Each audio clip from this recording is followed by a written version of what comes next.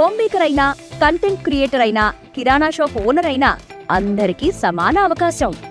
భారతదేశం మొత్తం మీద దాదాపు 25,000 మందికి పైగా WCommerce తో స్టోర్స్ నడుపుతున్నారు. Visit www.wcommerce.store. ప్రైవేట్ ట్రావెల్ సంబంధించిన బస్సు డ్రైవరు ఈ అగ్నికి ఆహుతి అయిపోయినటువంటి పరిస్థితి అయితే వాళ్ళ బంధువులు బాధితులు అంత సంఘటన స్థలం జరిగి మనతో మాట్లాడడానికి వాళ్ళు ఏమ్మా ఏం జరిగింది ఏమవుతారమ్మా మీకు? అల్లుడైనా పెద్ద బిడ్డలు నాకు ముగ్గురు బిడ్డలే. ఈమె పెద్ద కూతురు, పెద్ద అల్లుడు ఈడైనా వండికి వచ్చాడు. ఏ టైంలో తెలిసిందమ్మా మీకు? పొద్దున్న చెప్పిన మాకు తెలుసు. రాత్రి ఎప్పుడు 1 గంటకు జరిగింది అంటున్నారు, అప్పుడు తెలియదా?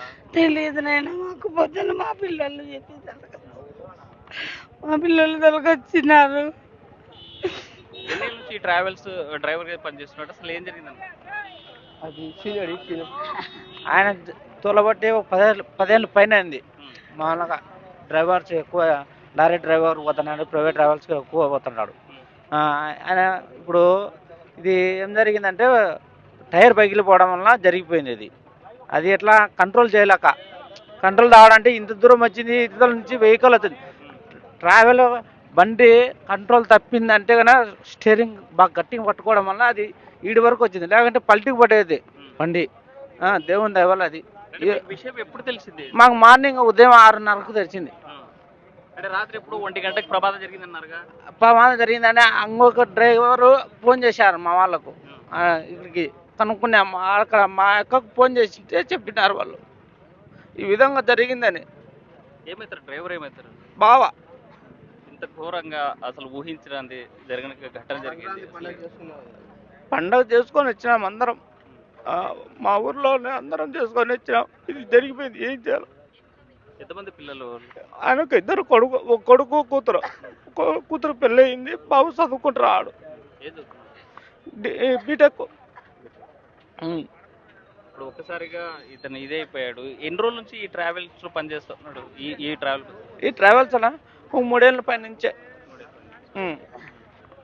అంటే నెల్లూరు నుంచి వెళ్ళినటువంటి మనిషి సాయంత్రానికి లేకపోతే నెక్స్ట్ డేకి తిరిగి వస్తాడన్నాడు. ఇప్పుడు తిరిగి రాని లోకానికి వెళ్ళిపోయాడు.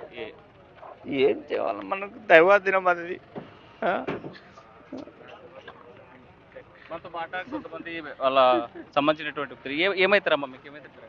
అన్న అవుతాడు. అసలు ఈ ఘటన మీకు ఎన్ని గంటలు తెలుసు? మాకు ఉదయం 6 కల్లా తెలిసింది. అట్లా ఇప్పుడు భార్య పిల్లల పరిస్థితి ఇంకా ఏమో. మొత్తంగా చూసుకుంటే ఘటన రాత్రి 1 గంటకు జరిగింది. ఆ తర్వాత బంధువులకు మాత్రం 6 గంటలకు సమాచారం చెందింది. సమాచారం తెలిసిన వెంటనే సంఘటన స్థలానికి చేరుకున్నారు. కన్నీరు మున్నీరు అయ్యేటువంటి పరిస్థితి. ముగ్గురు కూడా కూతుర్లే.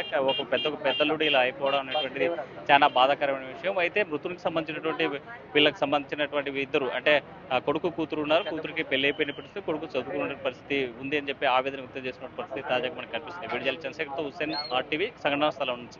Local to global news at your fingertips. మీ చేతిలో ఒక ఆయుధం.